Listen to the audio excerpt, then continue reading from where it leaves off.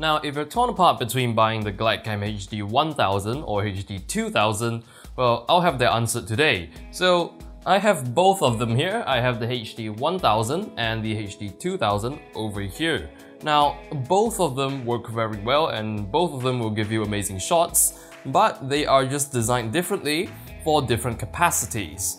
Alright, so for the HD1000, the HD1000 is designed for cameras 1 to 3.5 pounds, so that means it can only support a maximum payload of about 1.5 kg, whereas the big brother, the HD2000, can support the camera up to 2 to 6 pounds. So it's safe to say it can handle up to about 3 kg. Alright, so why did I get both of these? Well, originally, I only had the HD1000, and with the HD1000, I balanced my EOS 650D, that's the T4i on it.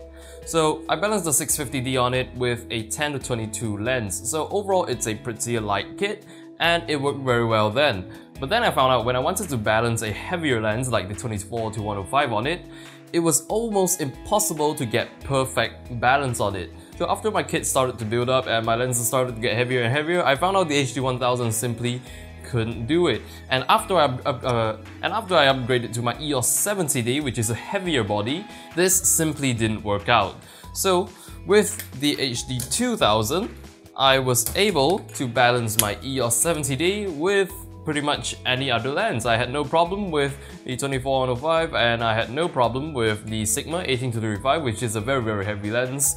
So what is it that actually sets these two Glidecams apart? Well, the HD2000 is pretty much an exact upscale of the HD1000.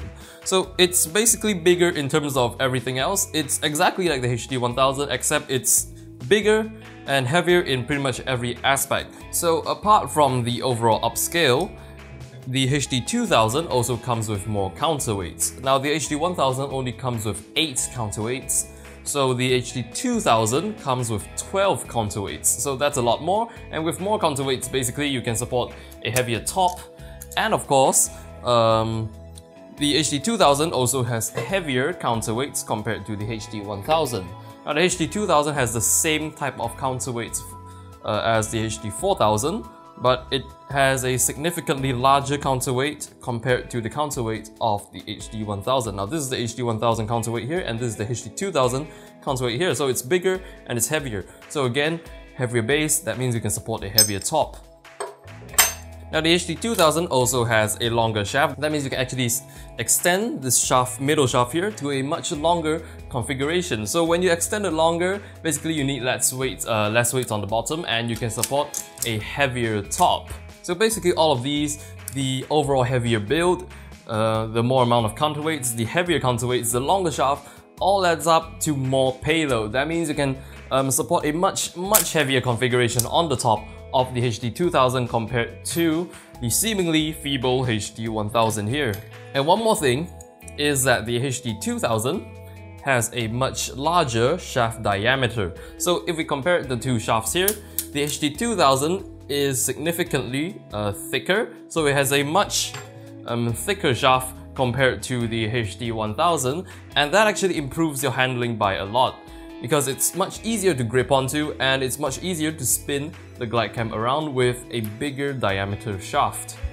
So which one of these should you buy? Now, starting with the HD1000, now the HD1000 can only support lighter bodies. So you should get the HD1000 if you are using, let's say, an entry-level Rebel camera like the EOS 700D, or you have a mirrorless camera which is very light. So if you have a mirrorless camera, the it might not meet the minimum weight requirements for the HD2000. So if you have a very light kit and you use very light lenses, such as the kit lens 18-55 or a 10-22 wide angle, the HD1000 should be totally fine for you. But still, bear in mind that if you're using a DSLR, you can't use a heavy lens with the HD1000. Now on the other hand, get the HD2000 if you plan to use a semi-pro body on it or an entry-level body with a heavier lens. Basically get the HD2000 if you have any camera within the 2 to 6 pound range, because basically you can mount any body on the HD2000 as long as it has some significant weight. And yeah, even if you have a light body but you have a heavier lens, you will need the HD2000. So overall, I would actually recommend the HD2000 over the HD1000, mainly because, well, it's designed to take more, and even if you have a very light kit, you could still go straight for the HD2000 because just in case you might upgrade your kit sometime later, the HD1000 might become obsolete if you already own one.